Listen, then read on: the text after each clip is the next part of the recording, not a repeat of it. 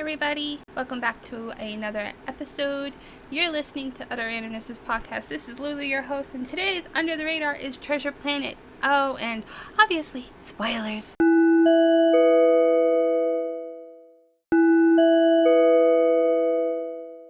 So, Treasure Planet is about a young, troubled teen named Jim Hawkins. He embarks on a life-threatening and even life-altering adventure through space to find a fabled treasure of the notorious Captain Nathaniel Flint. Now, after coming into possession of a sphere that is actually a map, he sets off on the RLS Legacy with family friend Dr. Delbert Doppler and naval officer Captain Amelia Smollett. Now, this was inspired by Treasure Island, which is a book, and it's inspired and loosely based on this classic tale by Robert Louis Stevenson. And Treasure Planet was actually originally titled Treasure Planet in Space. Now, this is actually a fun little Easter egg. The RLS Legacy is based off Robert Louis Stevenson's name, RLS, Robert Louis Stevenson. Ron Clements and John Musker were co-producers, directors, and writers. They also worked on titles such as Hercules, Aladdin, The Little Mermaid, and even The Black Cauldron. Obviously, because this is an animated film, the voice actors were Joseph Gordon-Levitt, Laurie Metcalf, Brian Murray, David Hyde Pierce, Martin Short, and Emma Thompson. 4.5 years to finish. It started production in 1995, and some of the reasons why it took so long, obviously because it's an animated film, and when you hand drawn for animation, it does take a little longer because you're not just, characters breathe and they blink, and people tend to forget those little details make animation film look that much more realistic, much more real, much more human-like. So it took 4.5 years to finish for production, and there were some pre-production hiccups. They took a different approach with Treasure Planet by merging hand-drawn animation, which was what Disney was known for at this time, as well as 3D computer animation. And you will see this more commonly in John Silver's Cyborg part, where 3D, and Ben, which is played by Martin Short. Over the years, it has become a cult classic.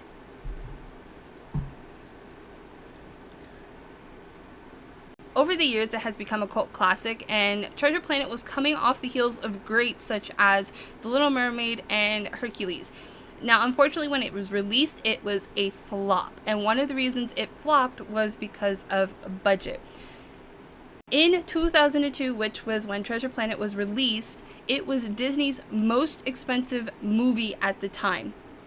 In the US and Canada, it garnered $39 million in the box office, and worldwide just under $110 million. This loss of money declared it a flop, and a lot of the reasons why I would say that this movie flopped was because it was science fiction, and science fiction tends to be a hit or miss when it comes to movies. Sometimes it's great, other times not so much. So I think, unfortunately, Treasure Planet just fell under the radar due to being a sci-fi film. Also, it may have been a flop because of the dated animation style that they're using. So in 2002 and even in the late 90s, Pixar had shifted what animation was. You had Toy Story, which came out in 95. It accrued a budget of $30 million, and its box office was $373 million. In 2001, they released Monsters, Inc., which had a budget of $115 million, and box office, it garnered $574.4 million, and A Bug's Life, which came out in 98, had a budget of $120 million, and in the box office, it gained $363.3 million. And this is because Pixar, at the time, was using 3D animation, and that's what they were known for at the time. Now, DreamWorks was also using 3D computer rendering, and that was their primary animation style. And they came out with Ants in 98. Their budget was $60 million, and they garnered in box office $171.8 million. Prince of Egypt, which also came out in 98, had a budget of $70 million and its box office of $218.6 million. And Shrek in 2001, probably DreamWorks' most popular animated movie at the time, their budget was $60 million and they gained $487.9 million. And what should have been an innovative concept of merging two styles made the film feel more dated than what it was in regards to Treasure Planet. I think another reason why it flopped was because people were going in blind. Obviously, I think the older generation, when this came out in 2002, the older generation knew of Treasure Island, and this was obviously based off of that, and the kids probably just walked in wanting to see a nice animation film. But like I said before, animation, sci-fi films in general tend to be a hit or a miss, so I think that's where it just fell flat. Obviously, the other reason it was considered a flop was because it did not recoup any of its finances. I cannot talk today, so I apologize. So my opinion on animation, sorry, I am not an animator. I do not have any sort of degree, so this is purely opinion. Trying to take an unbiased look, because Treasure Planet actually is quite one of my favorites. I think it's beautiful.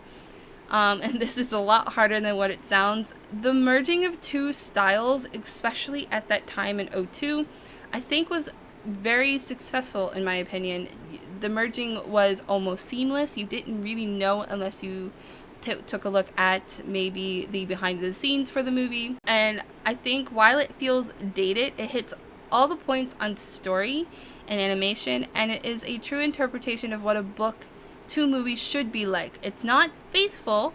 It's not a faithful rendition of the book, but it's strongly inspired and even a reinvention of a classic tale. So it reminds me a lot of what Studio Ghibli does for their movies. So for example, Howl's Moving Castle is based off the book. And I know if you guys listen to my Howl's Moving Castle podcast, you guys already know this, but it's also based, it's not a faithful reproduction of the book, but it is very faithful and very successful in its edition, well, I should say version of being a adaptation. I think it's a lot of hit and miss. Like, what movies failed in representation? Now this is coming from the early 2000s. Like, for example, The Golden Compass, which came out in 2007, the movie. This was made years after Treasure Planet, obviously. It's sort of a science fiction-y, fantasy type genre, and I still think this movie falls in the failed category of book to movie. The Golden Compass could have been done so much better. I'll probably do a specific sort of podcast for this later, but another one, Battlefield Earth, which came out in 2000, Cat in the Hat, which came out in 2003, and this list can go on forever in movie or book to movie adaptations. There are so many, and I don't think Treasure Planet falls in that category. It is not a faithful, like I said, it's not a faithful adaptation of the book. There were changes to book to movie, but I think it captured the very essence of what the book was. Now, in production, we're going back a little bit. In the start of production, Disney had a lack of interest for Treasure Planet. Since the beginning, writers had to fight for Treasure Planet to be greenlit. Tony Russo, which is one of the screenwriters, believes that changing some of the characters equaled to the lack of interest. For example, making Jim Hawkins into a petulant teenager and hence losing his capable and incredibly smart characteristics. But I don't think that's the truth. I know this is from the screenwriter. He knows more than what I am garnering from both movie and just the storyline in general. I don't think, Jim Hawkins' movie version is a petulant teenager. I think he's a troubled teen, that's for sure, but I don't think he's petulant or annoying. Purposeful mishandled of release. We have seen this being done before, more specifically for another under the radar podcast such as Guardians of the Galaxy. Obviously this is just a theory, this is opinion. However, this goes back to the disinterest in the concept from Disney. Treasure Planet was going up against heavy hitters like Disney's own The Santa Claus sequel and even a Harry Potter sequel, both of which had already been released for several weeks before Treasure Planet was debuted in theaters. When you're going against two incredibly heavy hitters that have amassed viewers, there was no way that Treasure Planet was going to cure any of their financial losses. I think DreamWorks handled the release for Guardians of the Galaxy, wrong movie, Rise of the Guardians. I think they handled it that more better than the release for Disney's Treasure Planet, because Guardians of the Galaxy again. Rise of the Guardians was pushed back in order to not go against some heavy hitters, while Treasure Planet was just released willy-nilly. Like, it didn't seem like they cared when it was released or how it was handled. And I think this obviously goes back to, once again, the just sheer disinterest in the concept of Treasure Planet. I have mentioned this before, but sci-fi animation is a hit or a miss. It's just overall animated movies that fit in the sci-fi genre just tend to be one or the other. They either do incredibly super well or just bomb just completely, regardless of who is behind the movies. An example would be Titan AE, which was released in 2000, and we will actually be covering that in Under the Radar because it really is a neat movie. It is another sci-fi action anime fit. While budget was considerably less than Treasure Planet, it still did poorly in the box office. Astro Boy, which came out in 2009, is another prime example, and even The Iron Giant, which all were considered box office flops, but did relatively well with critics. My last thoughts, personal rating, Treasure Planet is a 4.2 out of 5. It's one of my favorites. I loved it. I had such a crush on Jordan Gordon-Levitt. It was probably not what I should be admitting, but I had a huge crush on him as a kid. I watched Third Rock from the Sun, and I had a huge crush on him as a kid. I follow him to this day. I follow his work as well as to this day. And it just... why do I like it? It's like, outside of being witty and funny, the characters are great. Jim is an inspirational, smart, and capable teenager with a heart of gold. He literally set up this adventure to help his mother after pirates pillaged their inn. And maybe he was a bit naive when going into this adventure, and he was influenced by his love of Captain Flint in the story, which is how the Treasure Planet movie opens up. It has a very young Jim Hawkins reading the story of Captain Nathaniel Flint, how he disappeared and reappeared in the night with his seas of golds.